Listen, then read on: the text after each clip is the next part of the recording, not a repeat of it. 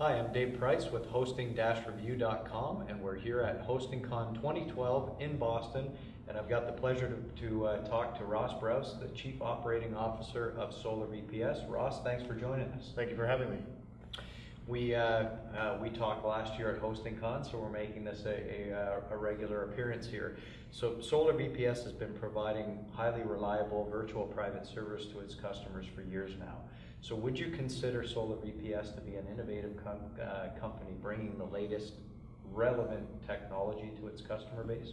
I think innovation is great, but I think more importantly, it's important to address the needs of your customer and what it is they're really looking for. The service that they get from us has to be simple, and we have to build a relationship that's based on trust and professionalism.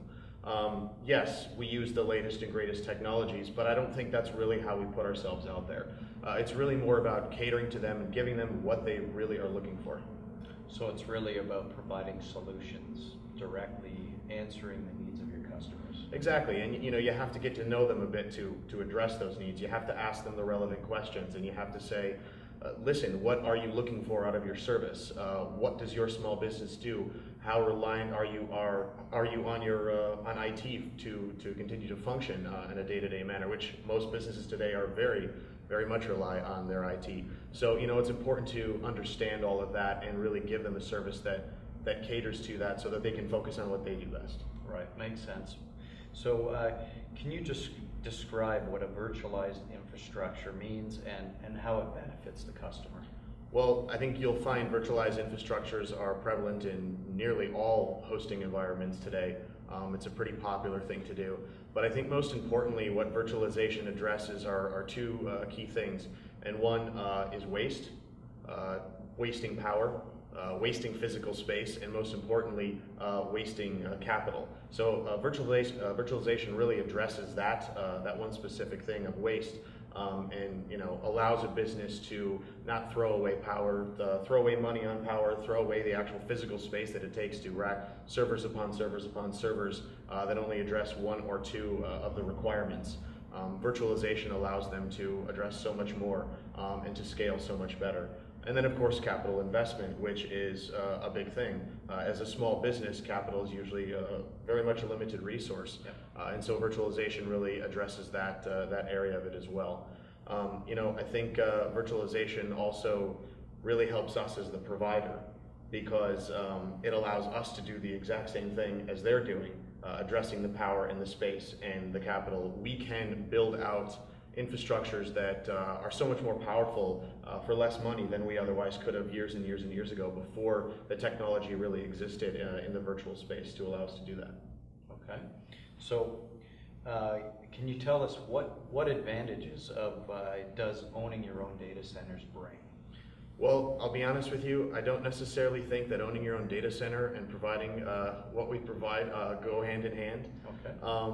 I won't lie to you, it comes with a lot of cost and a lot of headache to run your own data center.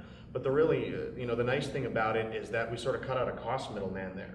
So we can pass the cost savings that we have by not having that party in between the data center and us that we have to pay, and we can really pass that on to our commoditized service offerings.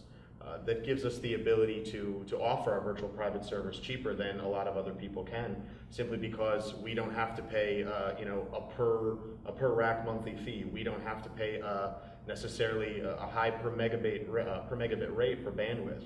We address those things because we have it in such volume and we have our own environment to do so. And along with that, we have other brands as well, such as Dedicated Now and Fortress ITX, that allow us to grow our customers initially from the virtualized space, possibly into private cloud, into managed clusters, or even all the way up into managed co-location as we start to address more of their actual business IT needs, their connectivity, their email, their data storage, their backups, disaster recovery, all those good things. So Solar VPS is sort of that starting point that a lot of businesses come in at, and we grow them over time. And the data center really allows us to address that. That's excellent. Okay, so if you had the ability to only deliver one message to your customers or your potential customers, what's that one lasting thing that you'd like to leave them with? It's frustrating, I think, especially for people who started in the virtual space or really just offered a commoditized service, and it becomes such a pricing game. As you talk to customers, it's can you match this price? Can you match that price? This provider's offering it at this, that provider's offering it at that.